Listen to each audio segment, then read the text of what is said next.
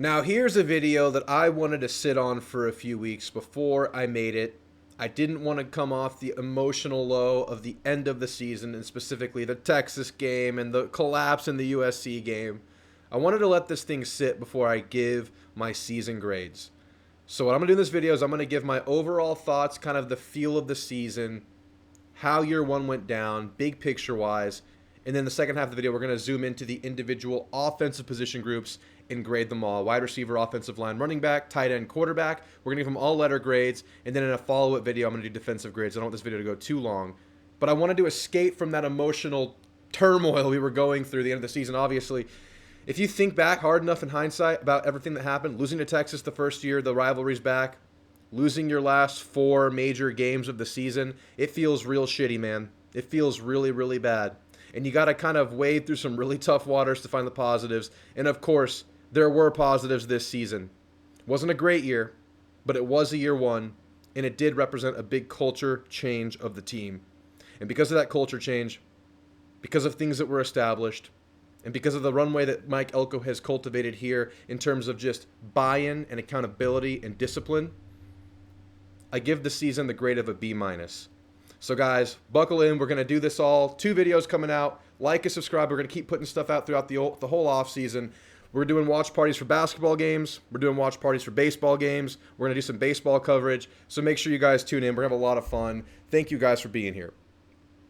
So yeah, B-. Is that a generous grade? While I'm doing this, give your grades as well. At least give your season grade. But if you want to, give your position group grades too. I'm going to do that, give an explanation for everything. But please do that. I would like to get a gauge of how the fan base feels about the season, at least at this platform. But even though you finished the season poorly, you did have a strong stretch throughout the year. And you had to navigate some really, really muddy waters, specifically quarterback turnover, through learning a full offensive system. That's going to hurt any team. So not only were you installing this season, you were installing in spring, fall, and the regular season, week on week, installation, stamping in what you've already learned, building out your base plays, your base offense, your base defense, but also adding to that because you are a year one program under Colin Klein, Jay Bateman, Mike Elko.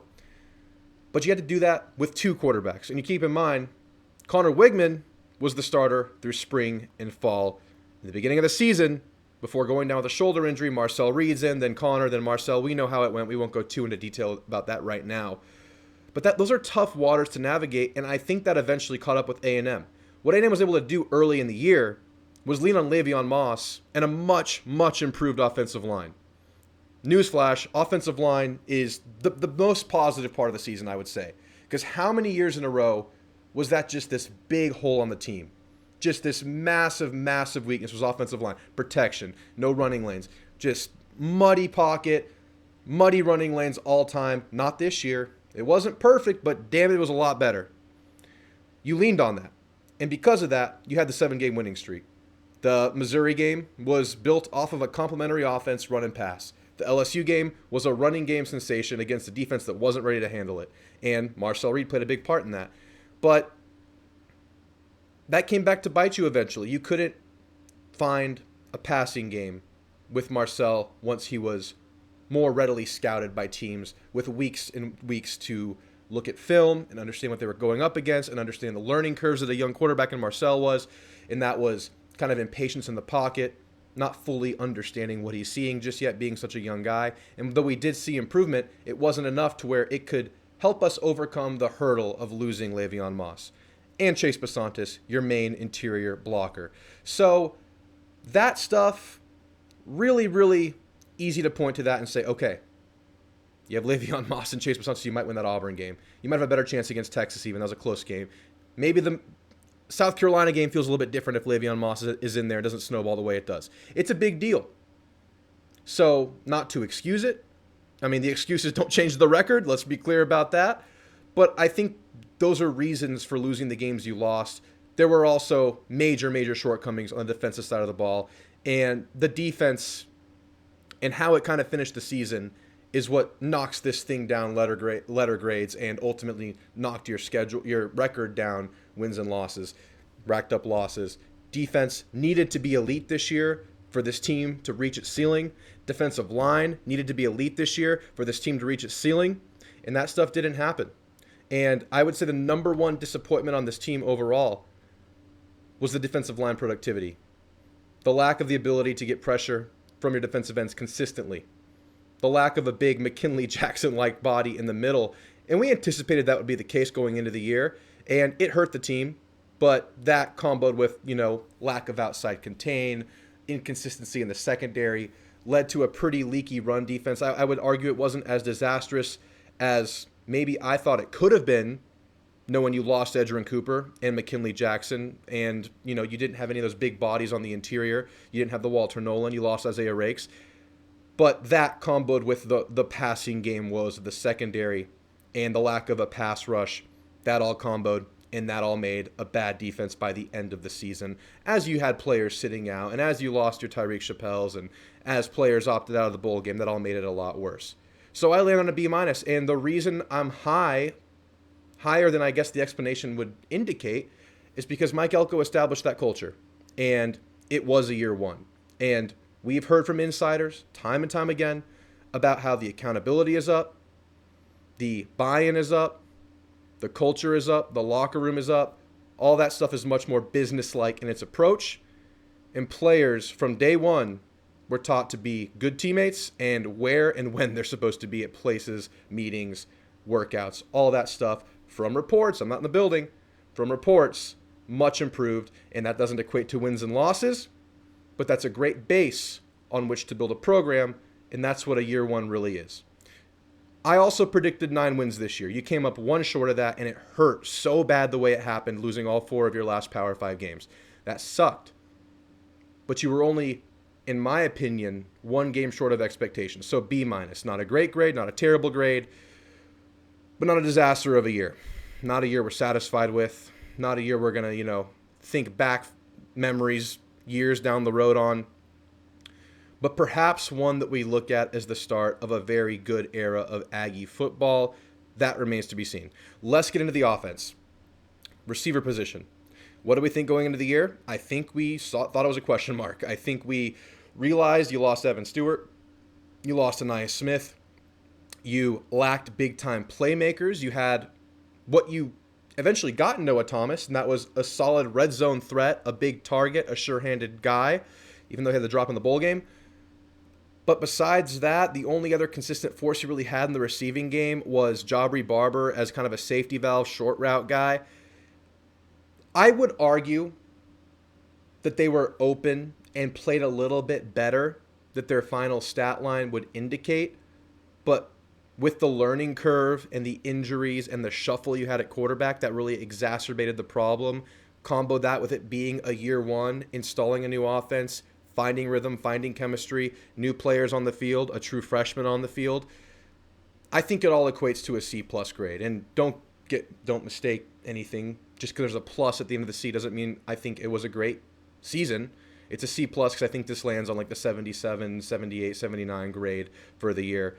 Again, I thought they were better than the productivity, but the overall outcome was a C+ grade.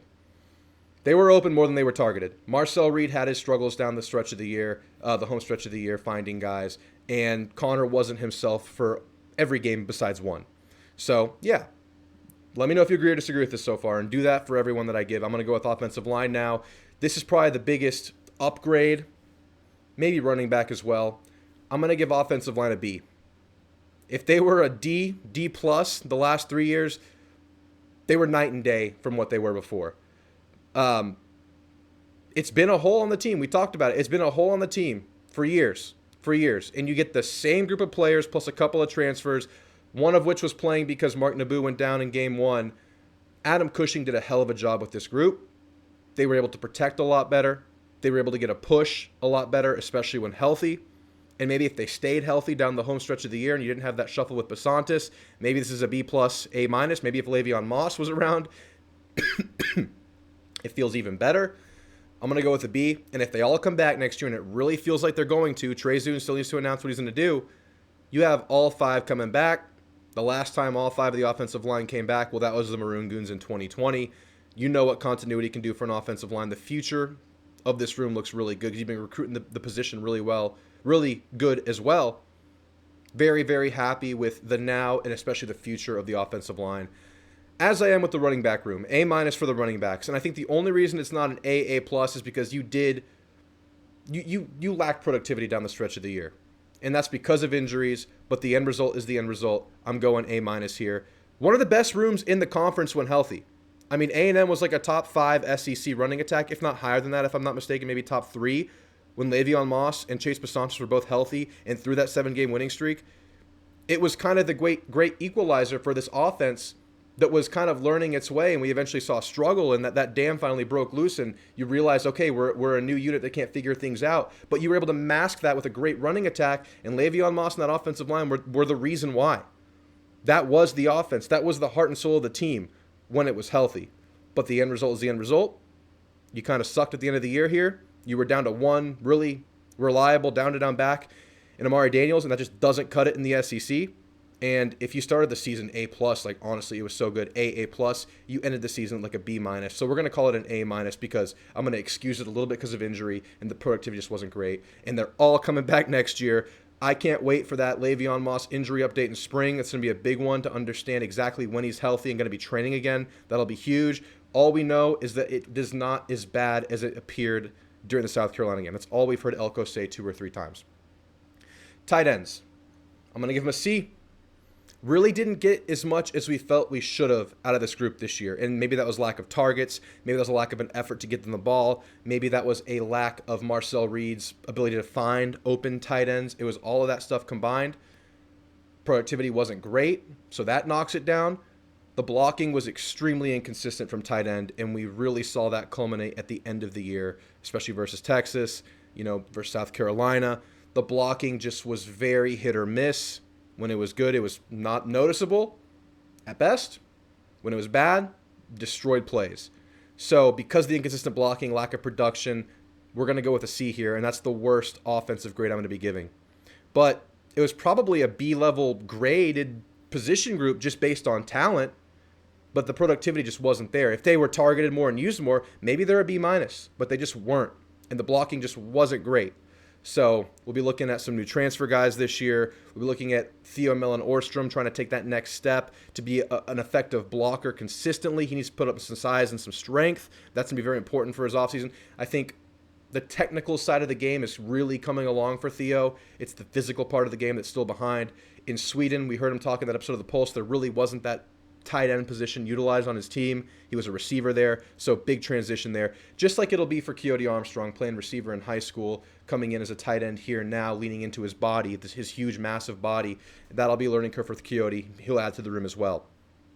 And then quarterback. This was probably the room I struggled with grading the most because you had some issues.